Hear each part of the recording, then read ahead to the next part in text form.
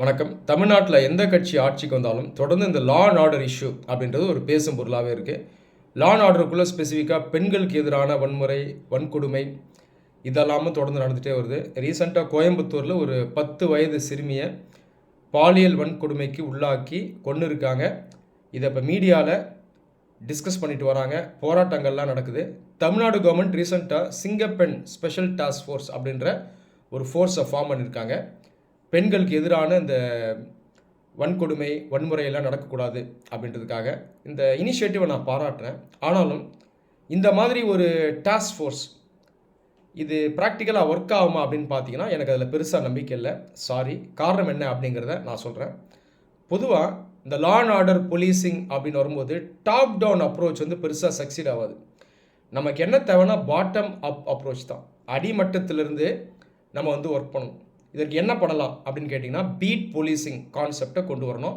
Already இருக்குது, ஆனால் ரொம்ப வீக்காக இருக்குது. பீட் போலீசிங் அப்படின்றது ஒரு போலீஸ் ஆஃபீஸர் டெடிக்கேட்டடாக ஒரு ஏரியாவை கையில் எடுத்துகிட்டு ஒரு மோட்டர் சைக்கிளில் தொடர்ந்து அந்த ஏரியாவை பேட்ரோல் பண்ணுவார்.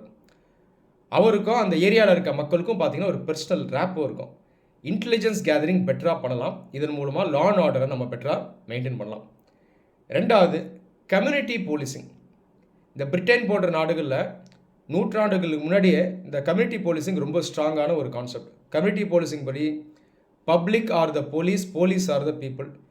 மக்களும் போலீஸும் கோஆப்ரேட் பண்ணணும். மக்கள் போலீஸ்க்கு முக்கியமான இன்ஃபர்மேஷன் தரணும்.